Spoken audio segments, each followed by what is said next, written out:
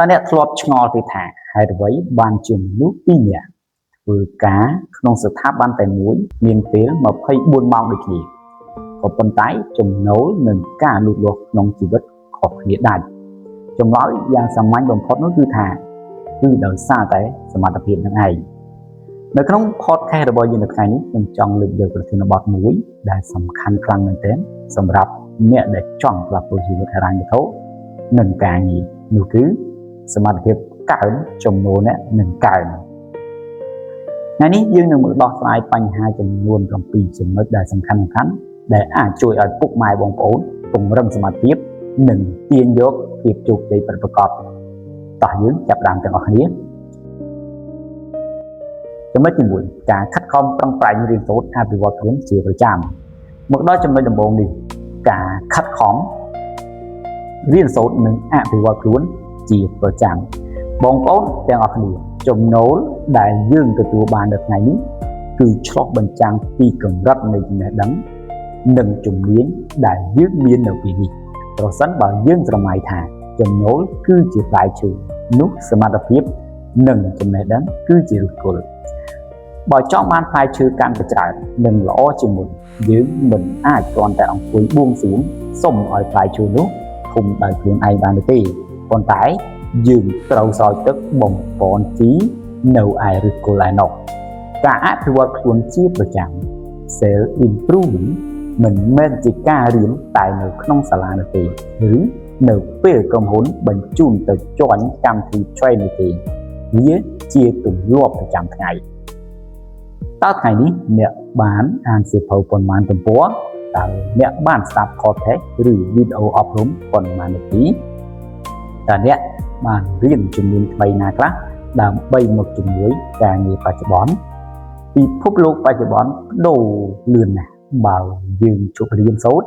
តែមួយរយៈពេលនោះយើងនឹងត្រូវទៅជាន់ការជាក់ជាថាដូច្នេះដើម្បីឲ្យចំណូលកើនឡើងកុំទាន់អានទាមទារប្រាក់ខែច្រើនប៉ុន្តែត្រូវសួរខ្លួនឯងថាតើយើងបានបន្ថែមគុណតម្លៃអ្វីខ្លះទៅលើខ្លួនឯងហើយឬនៅទី2រៀនសូត្រពីបុគ្គលជោគជ័យលោកតាជីងរងនិយាយដល់ការអភិវឌ្ឍខ្លួនយើងមិនអាចរំលងមេរៀនដ៏មានតម្លៃពីបុគ្គលជោគជ័យនិងគ្រូអភិវឌ្ឍខ្លួននៅលើពិភពលោកគឺលោកតាជីងរងនេះឯងលោកតាជីងរងធ្លាប់បានពោលពាក្យមួយឃ្លាយ៉ាងប្របីថាកុំប្រាថ្នាឲ្យរឿងរ៉ាវវាងាយស្រួលប៉ុន្តែចាត់ទុកវាជាឱកាសឲ្យខ្លួនឯងពូកែជាងមុនកុំប្រាថ្នាឲ្យបញ្ហាទឹកជាងមុនប៉ុន្តែចង់បានជំនាញឲ្យច្រើនជាងមុនបងប្អូនសាកគិតមើលថាលោកតាជីងរងបានបង្រៀនយើងថាទីផ្សារការងារឬពិភពនៃជំនាញមិនមែនបង់ប្រាក់ឲ្យយើងតាមរយៈពេលវេលានោះទេប៉ុន្តែគេបង់ប្រាក់ឲ្យយើងតាមរយៈតម្លៃដែលយើងបង្កើតបាននៅក្នុងពេលវេលានោះមនុស្សគ្រប់គ្នាមានពេល24ម៉ោងស្មើគ្នាប៉ុន្តែហេតុអ្វីបានជាមនុស្សខ្លះរកបានប្រាក់$10ក្នុង1ម៉ោងឯមនុស្សខ្លះទៀតរកបាន$100ឬខ្លះទៀតរកបានរហូតដល់$1000ក្នុង1ម៉ោងគឺដោយសារតម្លៃនៃសមត្ថភាពដែលគេយកមកដាក់ក្នុងម៉ោងនោះឯងបើអ្នកចង់ឲ្យចំណូលកើនឡើង2ឬ5ដងអ្នកមិនអាចជួយការថែមម៉ោងរហូតដល់ចន្លោះនោះទេប៉ុន្តែអ្នកត្រូវបង្កើតសមត្ថភាពឬតម្លៃនៃខ្លួនអ្នកឲ្យកើនឡើង2ដងឬ5ដងដូចគ្នានេះជាមេរៀនជីវិតដ៏ធំធេងពីលោកតាជីងរងដែលយើងត្រូវយកមកត្រេះរិះពិចារណាចំណូលកើនលើកឹកណាតែសមត្ថភាពរបស់អ្នកកើនដែរចំណុចទី3មានវិន័យនិងការអត់ធ្មត់លើការងារចំណុចទី3ដែលជាកាតាលីករទាញយើងទៅរកភាពជោគជ័យគឺមានន័យថាគឺមានវិន័យនិងការអត់ធ្មត់លើការងារ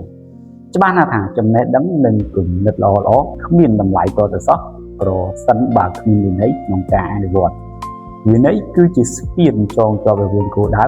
និងសមិទ្ធផលវិន័យគឺនៅពេលដែលអ្នកត្រូវក្រោកពីម៉ោង5ព្រឹកគឺដាច់ខាតគឺអ្នកត្រូវតែក្រោកវិន័យគឺមានន័យថាភារកិច្ចដែលអ្នកត្រូវបំពេញតាមផែនការគឺអ្នកដាច់ខាតគឺត្រូវតែបំពេញវាឲ្យបានទោះបីជាមានបញ្ហាអ្វីកើតមានឡើងក៏ដោយប៉ុន្តែនៅនេះវិន័យ គឺការអត់ធ្មត់ដល់អង្គដោយនៅក្នុងចំណុចនេះដែរ admin នឹងធ្វើការប្រៀបធៀបរវាងបុគ្គលពីរនាក់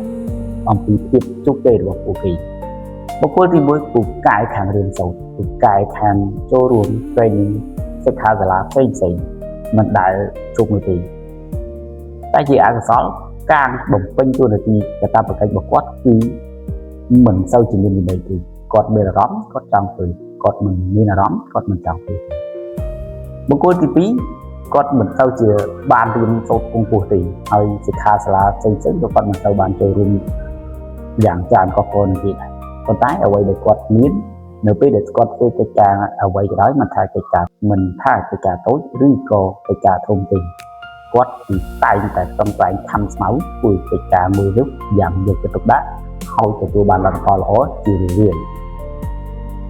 រយៈពេល10ឆ្នាំក្រោយមកបុគ្គលទាំងពីរយើងសង្កេតឃើញថាបុគ្គលទី2គឺហាក់បីជាមានភាពរីកចម្រើនខ្លាំងជាងបុគ្គលទី1ខ្លាំងណាស់ចំណុចនេះអាចសរបញ្ជាក់ថាការលើកទឹកចិត្តគឺជំរុញឲ្យអ្នកចាប់ដើមក៏ប៉ុន្តែអ្វីដែលអាចសម្រេចជាលទ្ធផលបានគឺវិន័យវាហាក់បីដូចជាស្រួលនិយាយខ្លាំងណាស់ប៉ុន្តែនៅពេលដែលអនុវត្តគឺវាពិបាក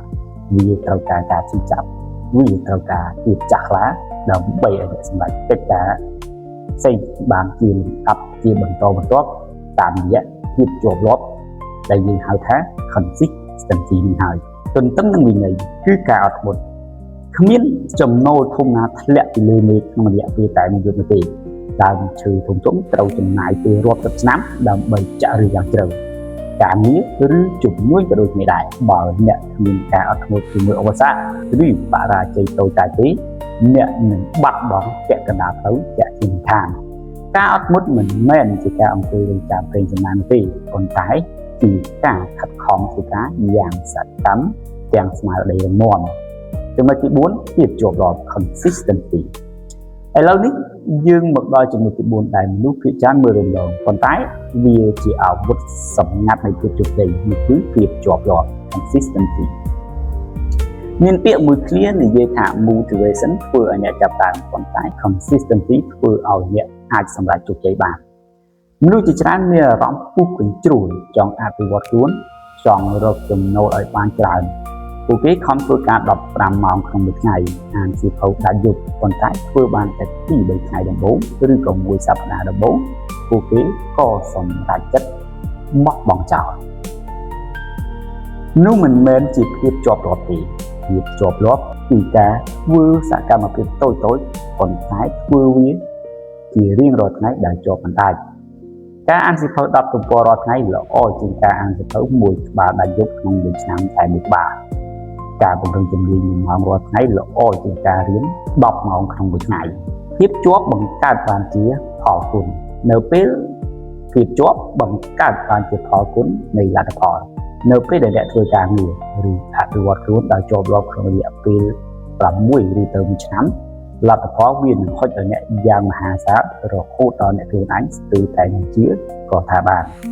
ចំណុចទី5ការខំប្រឹងដោយភាពស្ងប់ស្ងាត់ចំណុចទី5ស្ដាប់ទៅប្រហែលជាប្លែកបន្តិចប៉ុន្តែវាមានអនុភាពខ្លាំងណាស់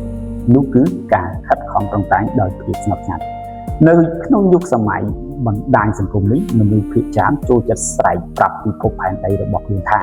ខ្ញុំនឹងធ្វើរឿងនេះខ្ញុំនឹងធ្វើរឿងនោះខ្ញុំនឹងរកប្រាក់ឲ្យបានប៉ុណ្ណេះនឹងរកប្រាក់ឲ្យបានប៉ុណ្ណោះប៉ុន្តែជារឿយៗមនុស្សដែលស្រែកខ្លាំងៗតែងតែជាអ្នកដែលធ្វើបានតិចតួច